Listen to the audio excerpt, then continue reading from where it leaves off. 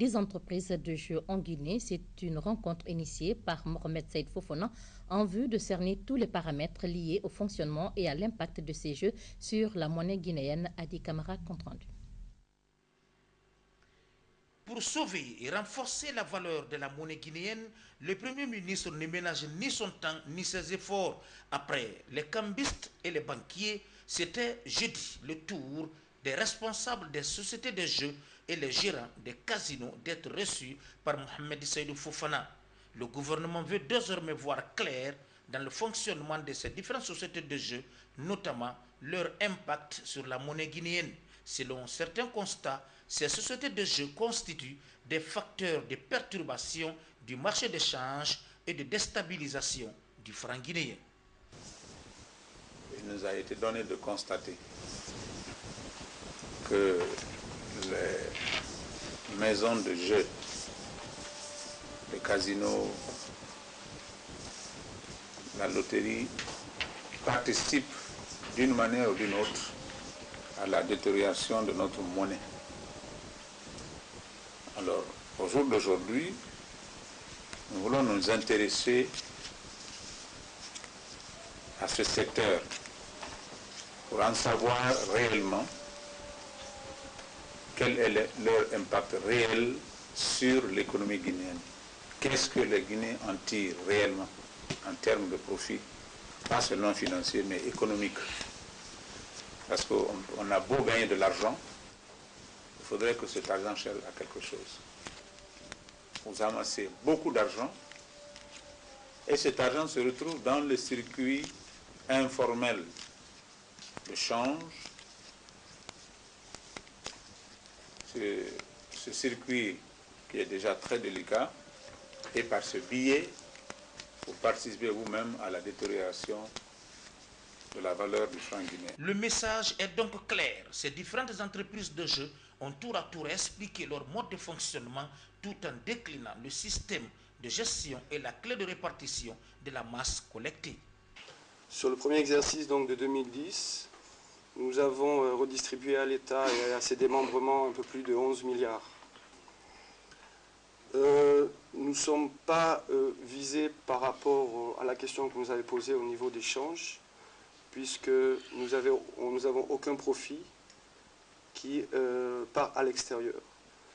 La seule obligation que nous avons au niveau du change, c'est payer nos droits au niveau de PMU France, le droit d'image.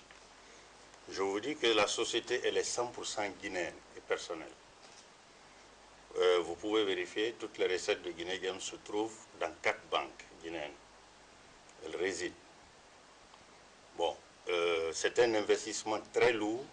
Nous sommes domiciliés dans les banques, mais moi j'aurais besoin dans l'avenir, et l'avenir proche des devises, pour commander des consommables. Des informations qui ne semblent pas totalement convaincre le Premier ministre décidé à assainir le secteur des jeux. Les opérations de jeux sont gérées en Guinée par la LONAGUI qui en assure la régulation et le suivi. Cette société publique dotée d'une autonomie financière ne semble pas maîtriser le mouvement de fonds opéré par les différentes entreprises de jeux. La grande décision prise par le Premier ministre est la fermeture jusqu'à nouvel ordre des casinos Fortune Royal, faute de présence des gérants de ces entreprises à cette réunion, malgré l'invitation faite par les autorités. Travaux en plénière jeudi au CNT, la journée a été consacrée à l'examen et à l'adoption de la loi organique portant attribution, composition de la Cour constitutionnelle. Le compte-rendu, François Lama. C'est à l'unanimité des membres du Conseil national de la transition présents ce jeudi à l'hémicycle que la loi organique portant attribution et composition de la Cour constitutionnelle a été adoptée après examen. Unanimité qui s'explique par l'importance et la place de la Cour constitutionnelle dans le renforcement de l'état de droit et de la démocratie dans le pays. Avant, les attributions conférées à la Cour constitutionnelle appartenaient à l'une des chambres de la Cour suprême. Maintenant, nous avons estimé qu'il fallait, et en cela nous nous inscrivons dans la même démarche que beaucoup d'autres États démocratiques, qu'il fallait mettre en place une Cour constitutionnelle qui est extraite de la Cour suprême et qui, par les fonctions qu'elle est amenée à accomplir, sont des fonctions majeures dans la société politique, surtout dans une société démocratique. Et justement, l'adoption de la loi organique sur la Cour constitutionnelle apporte des innovations qui seront au service des populations guinéennes. L'utilité qu'il y a d'avoir un tel organe, puisqu'elle devient la gardienne de la Constitution. Et c'est elle qui va faire en sorte que, ni le législatif, ni l'exécutif, ni aucun organe du pouvoir ne déborde les compétences qui lui sont dévolues par la Constitution. Deuxièmement, que puisqu'il y a un domaine de la loi, que le législatif ne déborde pas le domaine de la loi et que l'exécutif n'empiète pas dans le domaine qui relève de la loi. Ensuite, la saisine de la Cour, non seulement qu'elle est simple, mais elle est étendue à plusieurs personnes qui ont le droit d'agir devant elle en action d'office. C'est le président de la République, c'est l'Assemblée nationale, c'est l'organe constitutionnel qui est chargé de la surveillance des droits de l'homme, c'est la CENI dans les questions électorales. Dès qu'une loi est contraire à la Constitution dans ces matières, selon les compétences des différents organes, ces organes ont le droit de saisir la Cour constitutionnelle pour faire infirmer la disposition ou la loi qui viole la Constitution. Ainsi, après l'adoption de la loi organique sur la Cour constitutionnelle, les membres du CNT s'attellent ensuite à l'examen des lois organiques qui portent sur la Cour des comptes, la CENI et l'Assemblée nationale pour le compte des prochaines séances en plénière. Suite aux rumeurs qui ont trait à la déstabilisation du système éducatif à la base, le ministre en charge de l'enseignement préuniversitaire a rencontré hier les acteurs sociaux de l'éducation. Dr Ibrahima Kourouma, entouré des cadres du département, a dénoncé le comportement de ces fauteurs de troubles. Pour lui, l'intox ne doit pas passer par l'école. Le point Moussa Kourouma. Éduquer et former les enfants, tel est l'objectif principal de l'école dans la société. Mais de nos jours, cette école est la cible des personnes mal intentionnées qui véhiculent des fausses rumeurs afin de perturber le déroulement normal des cours. Une manière de décourager les parents d'élèves à envoyer les enfants dans les établissements scolaires du pays. Pour stopper cet état de fait, le ministre en charge de l'enseignement préuniversitaire, Dr Ibrahima Kourouma, a rencontré ce vendredi les partenaires sociaux du système éducatif, en l'occurrence la FEGIPAE, entendez Fédération guinéenne des parents d'élèves et amis de l'école et l'intersyndicale de l'éducation. Ici, des mesures idoines ont été prises pour mettre fin à de telles agitations. J'estime que M. le ministre a réagi avec promptitude en organisant cette réunion de concertation qui a permis à l'ensemble des acteurs du système éducatif et des partenaires de l'éducation de conférer autour de cette situation dramatique que nous avons vécue.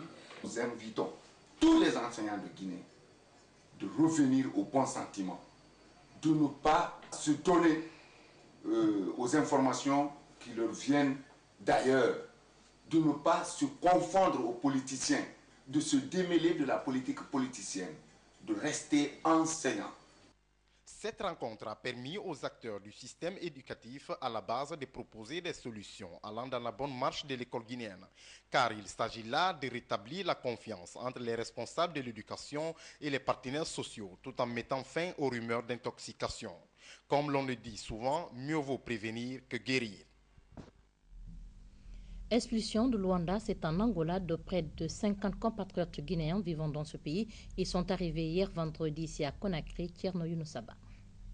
Ils sont au total 50 jeunes, dont 6 filles, à atterrir ce vendredi à l'aéroport de Conakry en provenance de Luanda.